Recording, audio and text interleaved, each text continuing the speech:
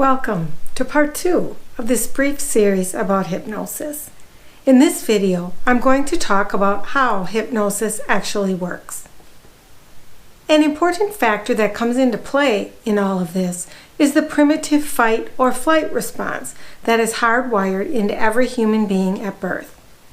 The definition of the fight-flight reaction is as follows: a primitive and involuntary reaction that is triggered by a perceived sense of danger or during a state of anxiety in order to defend oneself or escape from danger. The world of primitive man was filled with unknown dangers. The fight-flight response grew out of his need to survive. It engages the most primitive part of the human brain and tells the body when to fight in order to survive and when to run away. This part of the brain is also called the reptilian brain. When we are in a state of fear, anxiety, or trauma, this part of our brain turns on and floods us with adrenaline. It hijacks the rational part of the brain, the part that is capable of logic thought. During a time of life-threatening emergency, this is the part of our brain that compels us to act in order to save ourselves or someone else.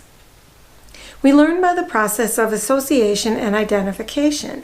As we grow, we collect a variety of experiences and learn that some of them are positive and some of them are negative. For example, if I'm bitten by a dog as a child, I am likely to develop a fear of dogs because I have learned to associate dogs with pain. We learn positive experiences in much the same way. Perhaps we learn to associate certain smells, such as the smell of home-baked pie, with home and love. Smelling that same smell, even as an adult, can evoke the same emotions years later. Our positive and negative associations form what becomes our life script. In this way, our script is formed from what we know and have experienced. Children do not know good from bad or right from wrong. They are only aware of their associations and identifications. Different people in the world, given different experiences, can react very differently to a situation. How they react will be based on what they have learned. These identifications and associations become what are called our knowns, because they are what have become known to us. They become subconscious in nature and operate behind the scenes in our consciousness. Rarely are we aware of them.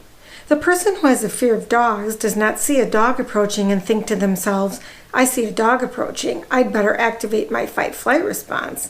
No, after a while it becomes an automatic response, and the same is true with the positive association response.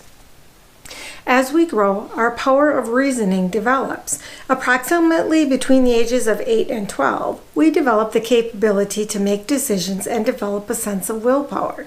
This becomes our conscious mind. This conscious mind makes up about 12% of our total mind power. The subconscious mind makes up the rest, about 88%. In between the conscious mind and the subconscious mind is the critical mind. It operates as a sort of filter, deciding what to allow up from the subconscious mind into the realm of conscious awareness.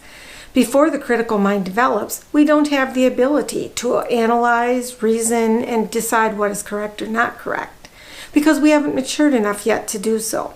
This is why young children are more receptive and open and highly suggestible. The conscious critical mind, which develops to protect us and help us to make good decisions, is yet undeveloped in a child. This is why teachers refer to the process of learning to think, reason, and apply logic as critical thinking. We've established then that in addition to the primitive mind, there are two other parts of our mind, the conscious part and the subconscious part. These parts interact with one another and are often in conflict, though we are not consciously aware of it. For example, if a person is trying to lose weight and has made a conscious decision to take in less calories, their critical mind knows what to do, and that follow-through is very important. However, if this person has a positive identification or a known with chocolate cake because it evokes strong feelings of pleasantness, satisfaction, and well-being, and the person has a piece of chocolate cake placed in front of him or her, a conflict occurs between the two parts of the mind. Consciously, they want to consume less calories and avoid the cake.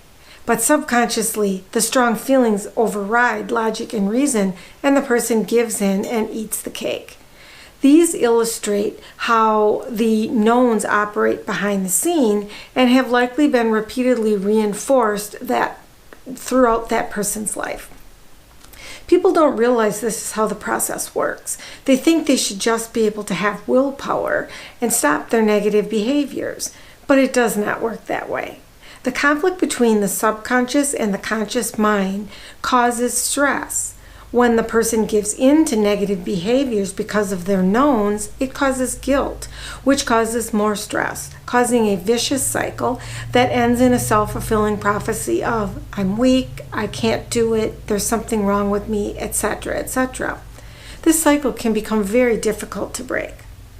However, armed with knowledge of how the process works, we can change our learned known associative relationships that no longer serve our best interests.